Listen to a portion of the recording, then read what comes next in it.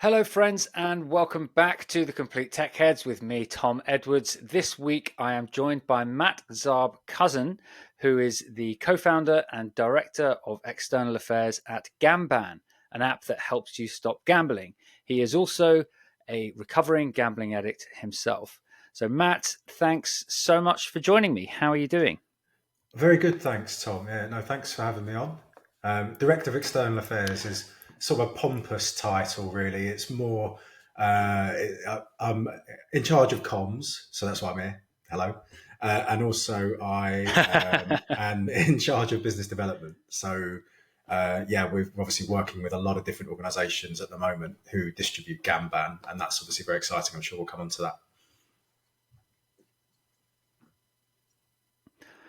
Awesome. Yeah. Yeah. I took the title from from a quick LinkedIn scan before we jumped on. But yeah, should have maybe got a bio from you beforehand. So look, I want to talk about Gamban and everything you're doing to kind of tackle the issue of online gambling, which I know is a very serious one.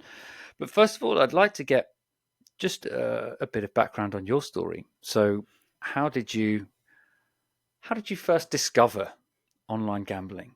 And take me through the journey. Yeah, it's kind of interesting because for me, when I started gambling, I was 16, and this is back in 2006, and it was in betting shops. It was with fixed odds betting terminals, and I gambled Right. on those for the first time, having gone into the shop to bet on a football match. I was underage; I shouldn't have been able to gamble on them at all, but I was exposed to high speed roulette on machines where you could stake up to £100 a spin. Very, very addictive form of gambling. And I got addicted to those Right. machines very, very quickly. And yeah, it almost, to be honest with you, it almost killed me after 4 years of addiction and debt and just the highs and lows that come with a gambling addiction and the way it takes over your life and everything else falls by the wayside. You can't get any enjoyment out of anything other than gambling, and the only thing you're thinking about is your next bet if you're not gambling. All of that just kind of comes to a head at the point where you no longer have money to gamble because you've lost all the money you have access to. I'd sold all my stuff. I had basically nothing. I had nothing, and I had to confront where it had got me. And I'd used gambling as an escape from the problems gambling had caused. It's one of those weird addictions where you could convince yourself that by doing the thing you're addicted to, you can solve all the problems that it's got you Right. into, because you can say, I'm one win away from sorting this out, at least in the short term. So it's so difficult to shake that. Your brain is, the best way of describing it is like your brain is addicted to it, and it is telling you, your brain's very powerful, it's telling you to do something. It's giving you reasons to do something, because it's craving that Yeah. activity. And um, yeah, in the end, I had to confront where it got me, and that was unfortunately a point of where I was wanting to take my own life, and it got very, very difficult. And thankfully, that didn't happen, and got into treatment, got help and support, and was very lucky to come out the other side. I did relapse a few times after that episode, and even after that, when I had money again, the addiction was drawing me back in, and eventually I did stop on my 20th birthday. So I haven't had a bet now for 14 years. And the reason I started Gamban was, obviously, I met Jack Simmons, the co-founder, and he was addicted to online gambling. And I just thought, like, this was bad enough for me when I was, gambling on the machines, and I'd have to actually go to a shop to bet on roulette, and I would do that. I would make that, that trip, and that was bad enough. If I had it on a device that I carried around everywhere with me, that would have been I think it'd be very, very difficult for me to have quit gambling. If like smartphones were not as prevalent in 2010, the app-based gambling was just Mm. not really a thing until a bit later on, until sort of 2014, when the Remote Gambling Act came into force and online gambling was regulated in Britain.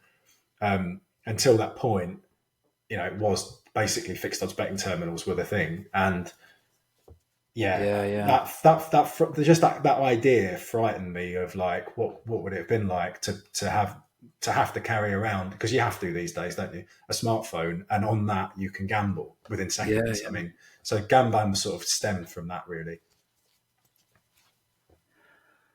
Wow. Well, look, I mean, there's so much to unpack there, but I just want to hone in on one point that you made about the this idea that gambling can you're telling yourself that more gambling can solve all of your problems. So do you think that recovering your loss, this sort of rolling loss recovery circuit, is constantly short circuiting inside your brain? Is that like a fundamental part of this, do you think? Yeah, so you think the um, yeah, it's an interesting one, because basically it's irrational to gamble as much as you do when you're addicted, but you will want, so therefore you're saying this is an irrational thing to do. The odds are against me, but your brain is saying actually it is rational. So you're having this kind of this tension within your mind of your it's Right. lots of psychotherapists use something called motivational interviewing. So it's like figuring out like what version of yourself wins in that kind of from that Mm, tension that takes place within an individual, right? And the addicted part of your brain or yourself is saying, just if you had one more win, even if you won a little bit of money, you're only going to bet £20 if you go in, like telling yourself all of these things that once you started gambling, it's just not true. Even if you did have a big win, you would gamble again because you're addicted. If you lose mm, that £20, you're going to start chasing because you're addicted, and that will then become the rational thing to do. You then think, well, I've lost 20, I might right. as well chase it, I might as well try and win it back. Or I've just won loads of money gambling, why would I not carry on gambling, right? So everything is Yeah, about yeah, yeah. allowing the addiction to override what is objectively rational. And it's so difficult to convince yourself not to do it, because the arguments to do it are more, I would say, more compelling than an addiction to alcohol Mm, or drugs, because that's a physiological addiction, and that's a dependency, as gambling is. But it's without this kind of added layer of like intellectualization, which is like, basically, if you do, you right. are basically one win away. No one who's addicted to cocaine would have the cocaine addiction saying to them, the more cocaine you do, the more likely you are to recover from this addiction.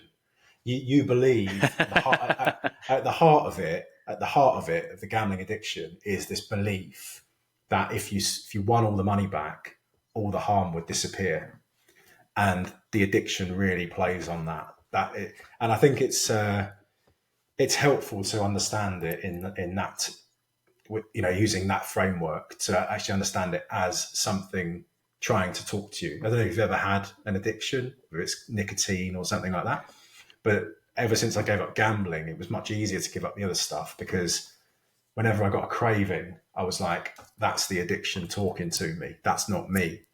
And it really is a Yeah. kind of that. This is why, like, a lot of people in recovery are sort of like quite, I don't know, self-aware, because they've been on that journey, because to understand like what is actually them is their decisions and their choices and their actions. It's not necessarily what they have impulses to do. Yeah, it's funny you say that because I am so I've never been addicted to gambling. I very much have been addicted to nicotine. I'm not smoking at the moment, but like I've, I mean, like and vapes really were terrible for this for lots of people. I think so. I'm completely off nicotine, but I there's something you said that I really could resonate with, which is this idea that you do rationalize it to yourself. And I get that with gambling, yes, there's a chance that you'll get some, the rationalization is, wow, you could get money back, and that is a real possibility. And with nicotine, there is no real good rationalization. But that doesn't stop your brain from trying. No, Like you can. absolutely. My and I remember when my my dad was, so he was, so he's dead now. He died of cancer, and during his treatment, I remember coming out. I went to pick him up from the hospital and took him from chemotherapy. Took him out of the hospital, and the first thing he did was light up a cigarette. And like, I was furious with him, and we had one of the worst arguments we've ever had. And I still feel terrible about it now because,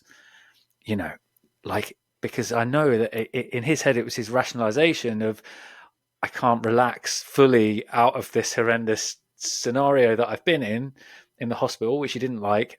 I can't fully relax into normal mode until I've had the nicotine, so it'll be better for me to be relaxed, to have a nice chat with Tom in the car, whatever. There'll have been some rationalization that his brain will have convinced him is true, even when it's not. And like, do you have any idea on, like, is it to do with dopamine reward pathways, or like, is there any? Have you done any digging on how we do this to ourselves? How we can lie Yeah. to ourselves so convincingly? Yeah, it's rooted in survival. So it's when you do something that triggers a dopamine reward system, and adrenaline and all the other kind of physiological elements, but particularly dopamine, your brain starts to rewire the neural pathways, which are, usually preserved for things we have to do to stay alive. So when you eat a meal, you'll get a dopamine reward. When you have some water, if you're thirsty, you get a dopamine reward. All of these things that we need to do to survive, that we've evolved the capacity to do, these activities, because they give us such concentrated hits of dopamine consistently, rewire those pathways. So basically our brain thinks we need to do them to survive.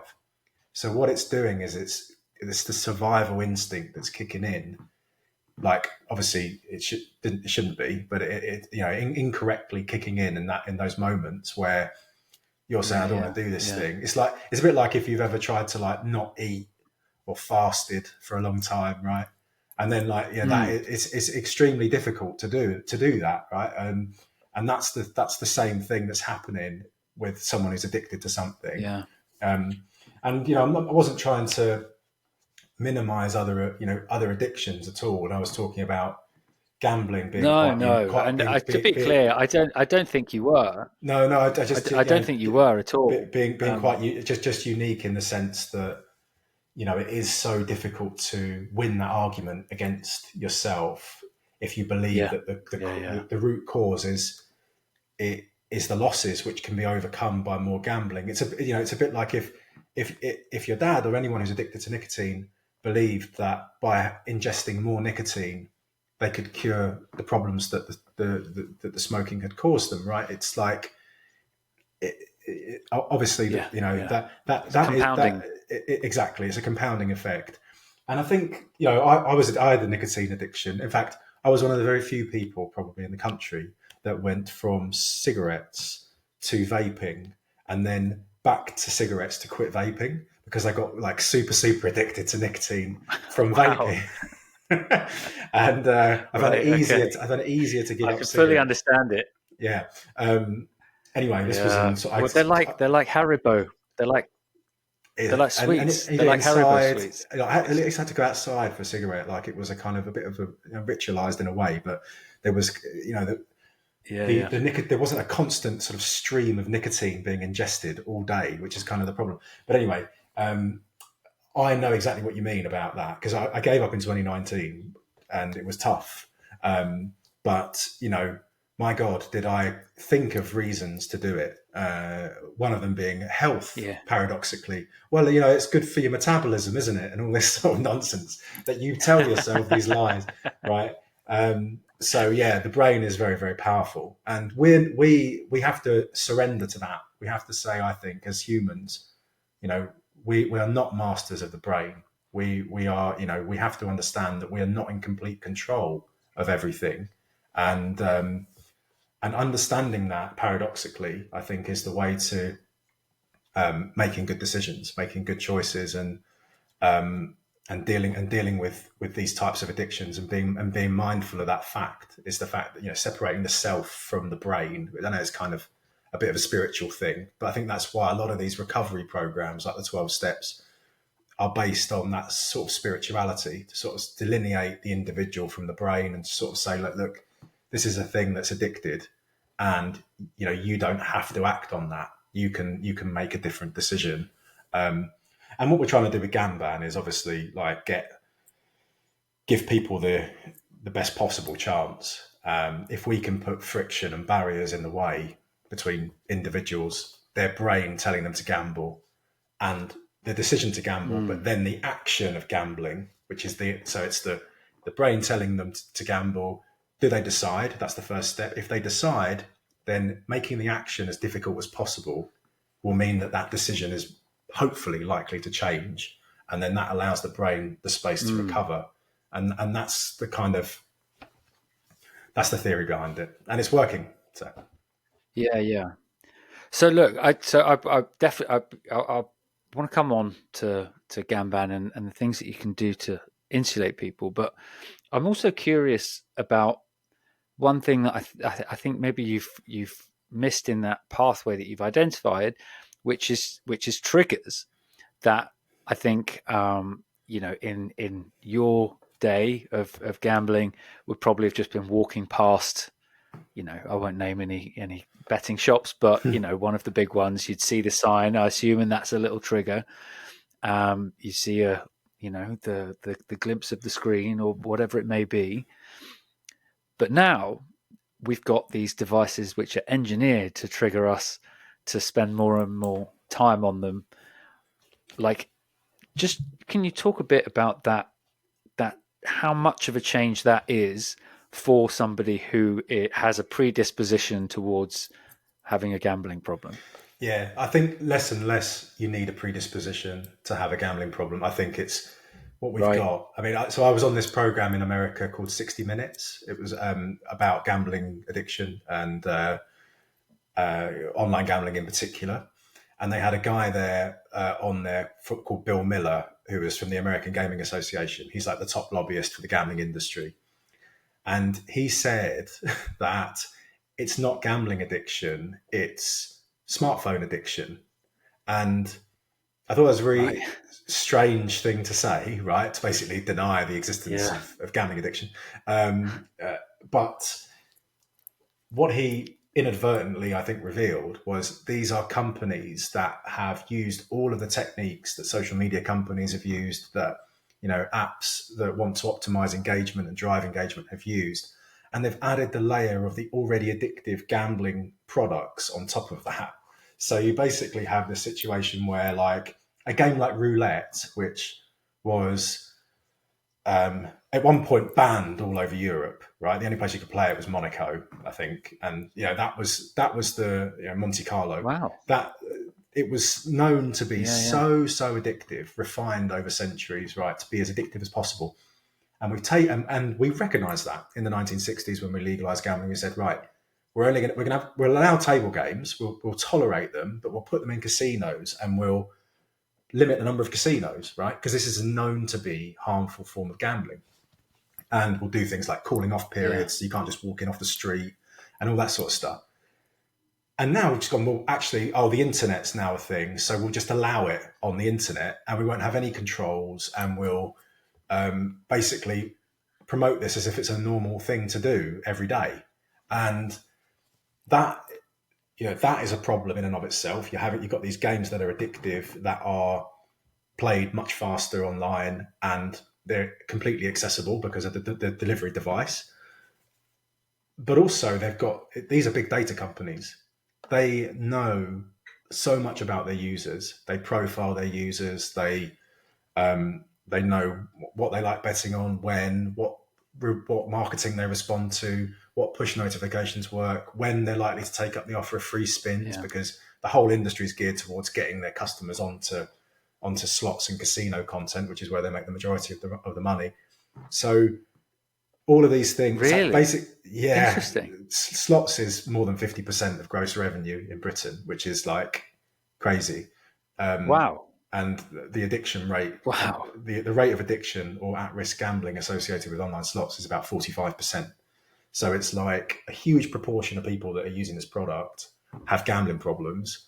That's driving the majority of the revenue. So the whole business model is get people to sign up to bet on sport, which is what they promote, and then cross-sell, but do so in a way that is like optimized, right? So everything is almost like weighted against the consumer. It's so difficult for a consumer to get any advantage over these apps or these platforms. But people are gambling because they want to try and win money, but that's very difficult in the long term, particularly if you're gambling on slots. Yeah. I mean, so on the slots then. So I've got a bit of a pet theory. So I've been into the like a high street casino just a couple of times, and it was literally I was just killing time. Right, I had to meet somebody in 10 minutes. I was meeting them, like I can't remember where, but it was like I just thought and I wasn't drinking at the time, right? So I was meeting somebody for lunch, whatever. Anyway, I went in and I put a tenner into one of the slots, and I won immediately. Like within 3 presses of the button, I won like 20 quid, and then I took it out and left. And then I thought, great. And then so I went back and did that another time. I put in £10, and then I won extremely quickly, quite a lot. And then I took it out again. And that time, so firstly, in order to reinvest that money that I just won, was one big red button right in the middle of the screen. In order to take my winnings away, I had to press like 5 different buttons and then take a slip over to the counter, and then and so the second time I did it, the person in there started asking me lots of questions, like, have you been in here much before? What's your name? How often do you come in here? I made it very clear that I wasn't very welcome. And so my pet theory on that, and I haven't been back in since. I kind of, partly because I'm terrified of getting addicted if I get too many wins, but also because they made it very clear that I wasn't welcome. My theory is that I think they're set up to make you win early, and then they're set up to make it very, very easy to spend that money again. And my suspicion is, if I'd spent that 20 quid that I just won immediately, I wouldn't have seen that again I could have played for another hour and a half, and I wouldn't have seen that money again. Do you think that they do employ tricks like that? Is my hunch correct, or did I just genuinely get lucky a couple of times? Do you know what? It's plausible that they do. I mean, there's a lot of content providers that we have had insights into some of the practices and some of the things that they've tried to do, which would suggest that this was not beyond the realms of possibility, that they can basically figure out whether someone is new to the product, and they can make it more likely that they win if they're newer to the product, right? I'm sure that that's within their capability. Yeah. There's sorts of things you're talking about there where, it's easier to put the money in or repeat bet than it is to withdraw the money. All these sorts of dark nudges that they are used by online gambling firms, and they are optimized. They're kind of on, it's like the casino industry's always been doing this stuff, but this is like on steroids. So one of the things that people know about, right, yeah, like we'll recognize about the casino industry is if you ever go in a casino, particularly in Vegas, and you look down at the carpet, you immediately don't want to look at it because it's disgusting. And that is a very deliberate, that's a very deliberate thing, right? That's one of the things they do is they'll put really hideous carpets down, and you might have never really noticed because you don't want to look at it. You avert your eyes. That's because they want you to look up at the tables and they don't want you to look down, right? So everything in a casino is optimized for that sort of behavioral science. but obviously in a in-person context. With online gambling, it's optimized for time on device, engagement, trying to get you to Yeah. bet on things that you don't normally bet on, to keep you in action. And then you think, well, how do you reconcile that with this notion of responsible gambling, which the industry likes to pretend that they support, and they want people to gamble within their means. And at the same time, they're investing, huge amounts of money and resource into getting people to gamble more. So it's like it can't be both, right? It's Yeah. an inherent contradiction. Yeah. Yeah. And look, I mean, it's exactly the same issue that cigarette companies had, that alcohol companies had. How do you sell something that's very clearly bad for you? Like it's the alcohol. Like booze is. It's how many people go into a pub and drink, half a lager and then leave? Nobody. And if everybody did, they wouldn't make any money, right? Like, I mean, that's the contradiction at the heart of the gambling industry, is that if everybody did gamble aware in the way that they say that they should, they'd get kicks out of the apps. If people Yeah, actually made money on it, they'd get banned, right? That you wouldn't need Gamban if people were making loads of money from the gambling apps, because they'd be taking yeah. their winnings The, and never opening the app again. exactly. It's eighty six If percent they of won. 86% of profit coming from 5% of people that are addicted or at risk. So you have a huge Wow, like dependence. really? The commercial model is That's like, that's an incredible stat. yeah, that's That's an incredible from stat. Patterns of Play, which was a Gamble Aware Commission study using industry data. So that's very credible. And I yeah, I can't mean believe that. that's Jesus, that's the 5%. yeah. So that's the commercial model. So then you think, well, reducing harm will reduce profits. So therefore, the only way you can reduce harm, you can't expect one operator to do it. It has to be through regulation. But then you're looking at least in the short term, a much smaller gambling industry, right? So in theory, you could have a situation where, like a bit like the National Lottery, where lots of people participate, they don't spend a huge amount of money, but there's one lottery operator, right? And there's lots of gambling companies. So I think what we'll see with these regulations that are coming in, which hopefully will make a difference, things like affordability checks, stake limits on online slots, is a more consolidated, smaller sector that isn't as reliant on people gambling more than they can afford. Like, why on earth would you allow Right. a commercial model that is dependent on people getting addicted? It's terrible. Yeah. Dependent on just essentially shitting all over the poor 5% of people that have got hooked in so far, that they don't know what else to do, and are in the kind of position that you outlined at the beginning of this show, where you're even going so far as to contemplate taking your own life. Yeah. Definitely, those people need to be protected. Not, not. I mean, I'm laughing, but it's not funny. Like, not having just even more money taken from them. I mean, that's insane. 5%. I really can't believe that. I'm flabbergasted.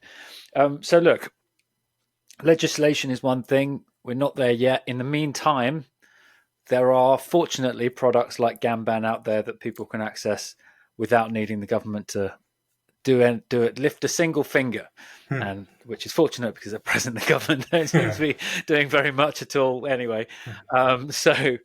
So tell me about Gamban then. What is the fundamental kind of principle here? Is it like, because presumably you're fighting all sorts of different types of push notifications and text, and I don't know, whatever else. What's your kind of fundamental thesis? Yeah, so the first thing we'd encourage people to do if they want to quit online gambling, and usually that light bulb moment occurs when you've had a session where you've lost a lot of money. It did for me.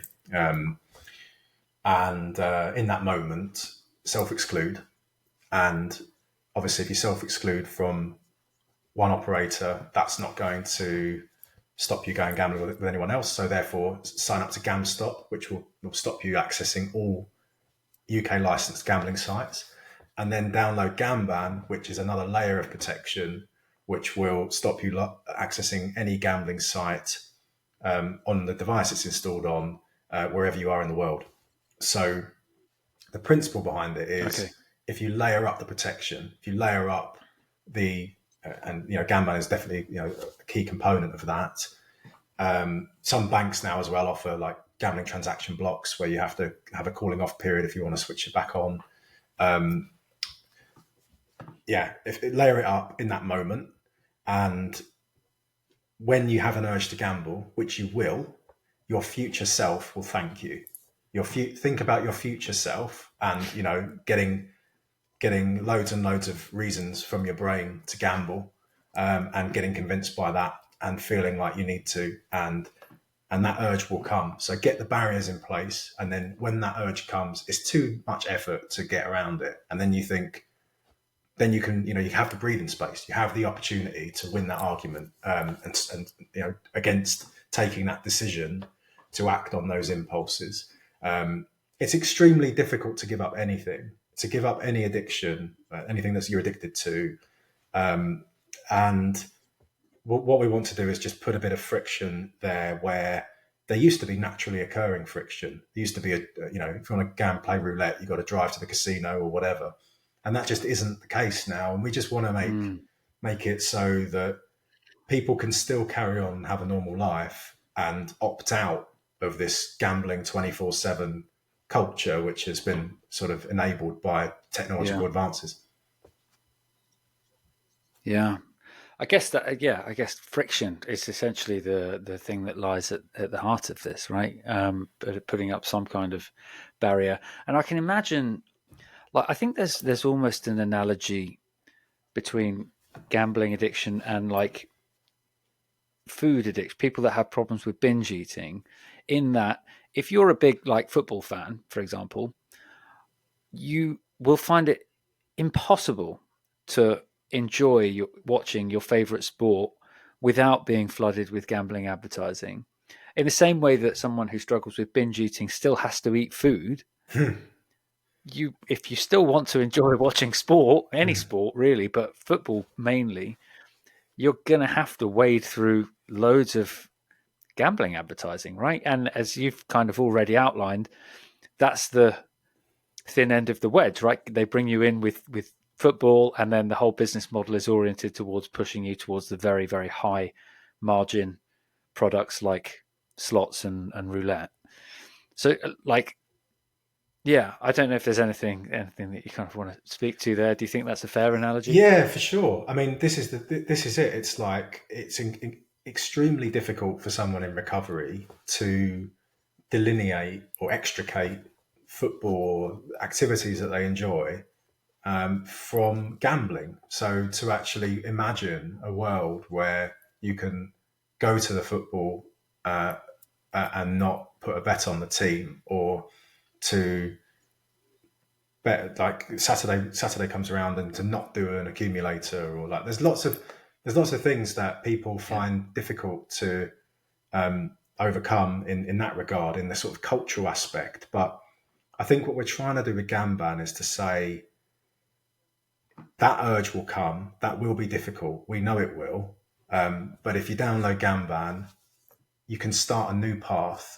And we've put loads of new features on this app which incentivize recovery. We're trying to get people to engage with the app and make recovery their focus. So that counts the time since you gambled, it counts the money that you've spent. We're building in new features like rewards, and we're trying to gamify the recovery process for people. And I think it's Right. that is Okay. that kind Fighting of fire with fire. yeah, well, that kind of is that well-being element should be the focus of anyone wanting to give up gambling. And anything like Yeah. it's not just quitting gambling, it's focusing on yourself and improving yourself, and personal development, and all of the things that that went by the wayside while you were gambling. Now you have the time and the headspace and the resources to maybe look at again. And that's what we wanted to do with Gamban, is to kind of facilitate that. And if you have to sacrifice, not putting a bet on your team at the weekend, it's worth it, because the upside is huge if you can leave gambling behind, given the harm it's caused. Yeah, I mean, it's interesting. I go to watch football at the pub with some particular friends, and I'm amazed at how much they like. There are a lot of people who won't watch football without betting on it, which has never even occurred to me, to be honest. I've Really? never, I think my working assumption, yeah, never. I think my working assumption has always been, apart from that random time I went into that casino, my working assumption has always been that I'll lose. And I guess I haven't done it enough to switch on that dopamine reward pathway. Mm. Because look, I'm not under any illusion here. I don't think I'm so clever that I could never get hooked in. I'm very aware that I could, and as an ex-smoker, I'm very aware that I can do stupid stuff because my brain is in the wrong loop, right? Mm. But I think I've just, yeah, there's never been anything about it that has drawn me in the first place. I think I always just saw it as almost like a scam. Like I can't win. I kind of equate betting on football with like the national lottery. Like I'll just never Yeah. win it, so why bother? So this is an interesting Um, thing, right? So so I that's think I've been fortunate. I think most non-gamblers would probably agree with that analysis and that perspective.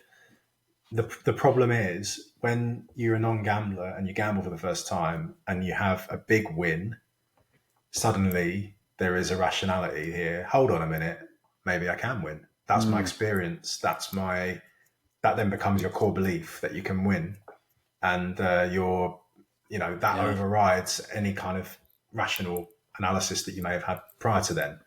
And also, like, you get this massive dopamine rush, which obviously, you know, engenders that kind of change in perspective. And so people's perspectives change as their experiences change.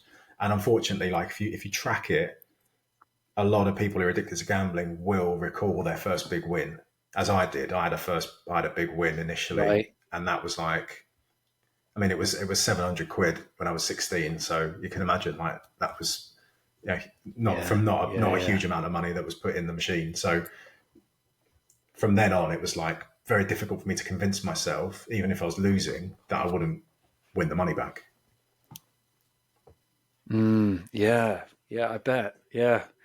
Well, yeah. I mean, I guess that mechanic probably it has as always. It's why gambling exists, right? Like it is that there is that possibility. The odds vary, obviously, but there's always a chance, which I guess is why people get hooked in because they probably stop thinking about the game theory of it Yeah, and the maths yeah, behind the scenes that the bookies are thinking about 24/7 and employing like maths PhDs to come and work on the back end of their apps to set the odds. And people forget about that and just think about the big win that they had. Yeah, it's insidious. So look, I'll wrap up soon, but the last thing I wanted to ask you about is in case there's anybody listening here who either thinks they have a problem, which I think we've kind of covered a little bit, but also if they know someone who might have a problem, who because maybe they've seen some of the signs and they want to look after them. Have you got any advice on what your first steps might be to approach that kind of a conversation? it's a great question, and I think people won't tend to present with a gambling problem initially. They'll present with a financial problem. Maybe they'll ask to borrow money, or they'll say that they're struggling to pay for stuff when that's not normally the case. And I think Right, having a conversation at that moment is really important because that's usually the point just before things could get really bad.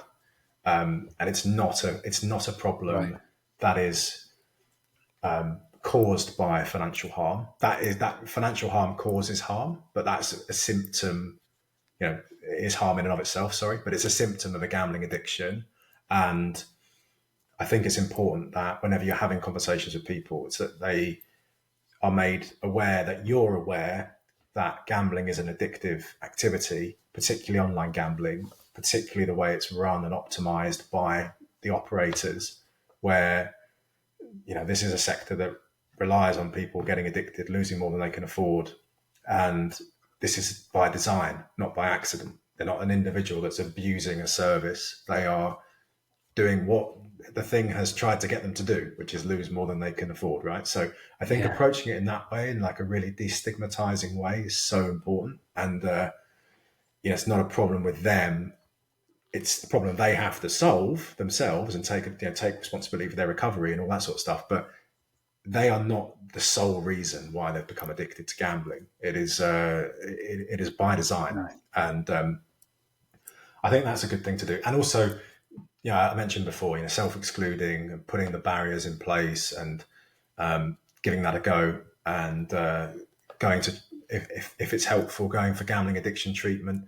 We're in a kind of situation now where you can get therapy for gambling addiction because of the way it's funded. You can get that therapy pretty quickly. It's different to going Okay. for general kind of mental health services. So I would encourage people to call the National Gambling Helpline or to present to the NHS clinics for gambling addiction, which have their specialist ones now opened up all over the country. So yeah, I mean, but that may not be necessary for everyone. It's just really there's lots of support out there now, more than when I was recovering from a gambling addiction, and I think it's important people know that. Yeah. And to round off on you then, so you've clearly come an incredibly long way.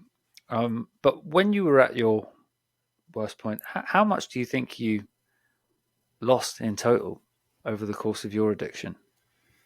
It wasn't anything. It wasn't any more than 20,000, which I mean, in the grand scheme of I a mean, lifetime of working, and that's quite a lot. it's not.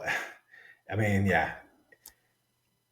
I mean, 20,000 Well, look, in 2010 money, yeah, and the fact that I was 20 and I had, and the amount of debt I was in and yeah, everything as a result of that, yes, it was a lot of money. It was a pain to have to deal with that and the consequences and the fallout, as well as the fact that the mental health issues that stemmed from quitting gambling, because you're sort of in like suspended animation while you're addicted to gambling, and then you've got to deal with all the problems and everything. yeah, Yeah, it wasn't easy to deal with, but I don't think it was the money that led me to wanting to take my own life. I think that was a factor, but I don't think it was that in and of itself. I think it was the loss of control and feeling like I had a loss of agency, and I wasn't in control of myself. I think that was mainly the thing, and I think that's something that we've heard a lot, or I've heard a lot since when I've been doing some work with Gambling with Lives, which represents charities. So it's a charity representing bereaved families who have lost someone to gambling addiction. And I would encourage anyone to have a look at that as well if that's relevant to them. Is that there's this sort of wow, this timeline of people that they'll be addicted to gambling. They'll have a big session where they've lost a lot of money, but it won't necessarily be that much proportionate to their overall losses. But it's because of that long, big session where they've sort of been gambling for hours and hours and hours, and then they take the decision there to end their lives. It's very, very sad, but that's the thing. The feature of the consistent feature among these kind of case studies is these individuals. Yeah, it's almost a loss of control, and I think that's something that is worth reflecting on. For policymakers, it's not just the financial yeah, harm; it's the type of gambling that we've allowed, the type of products that enable that continuous gambling wherever, whenever. And I think that's an issue that needs to be looked at. yeah, yeah. I mean, that's incredibly sad. And I suppose anything that plays on these dopamine reward pathways does tend towards a binge mentality, and in its extreme, to the kind of loss of control that you've described, right? Where the pathways taking over, and you no longer have control over your own actions. And I suppose that's, I guess, one of the things that your product is addressing, is that you're taking back control over your own destiny by proactively installing something that is going to put up some barriers.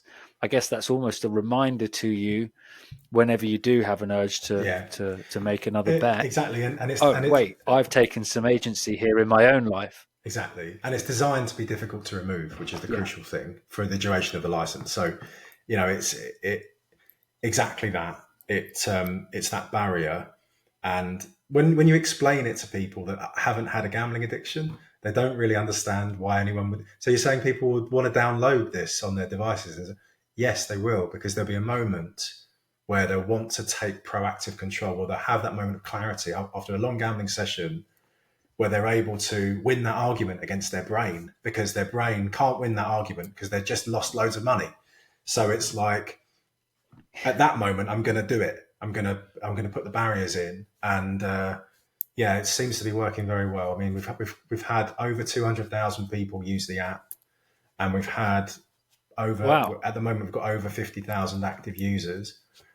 So it's yeah, it's free in the UK through talkbanstop.com, and it's free in Norway, in Finland, in Sweden, in Ohio, and it's going from strength to strength. So we're really pleased at how this is becoming part of the infrastructure for addiction recovery. Amazing. Amazing. Well, I'll be sure to put a link and whatever links you've got in the show notes. And I mean, look, if you think about those 50,000 active users, you've got to have saved at least one life, I reckon. Just the odds alone, you must have, which is Yeah, I amazing. was I was on So a, I'm feeling, I was on Irish radio recently, and someone actually texted in to say that, which was amazing. Like that wow, Gamban had saved amazing. That's their amazing. life and their marriage. Is just, yeah, so phenomenal, really. So yeah, I mean, Yeah, we're hopefully it can, keep going from strength to strength. We're talking to other jurisdictions. We want to make it free for the end user. That's the ultimate kind of aim in each country, and right. yeah, we're definitely getting there. Yeah, amazing. Well, look, I feel inspired. And just not just on the product and the people it's helping, but also by your story as well, turning something that was clearly an incredibly difficult and distressing and traumatic time of your life into something that's helping 50,000 people with their own, and at least one person is still walking on this earth thanks to the work that you've been doing. So, yeah, great. This has been a great episode. I've really enjoyed Great, talking to same. you, Yeah, no, it's and been I'm great. feeling, I mean, it's always yeah, very, very. to be perfectly honest, it's always tough in it when it's at 7 o'clock after a long day at work, and but it's actually been really enjoyable. So thank you, Tom. That's been great. Awesome. Yeah, no, you too. I'm literally, I'm starting to well up a little bit here. I'm feeling a bit emotional about your story. Really, really awesome. Thanks so much for joining me, Matt. And yeah, welcome back on anytime. Thanks so much.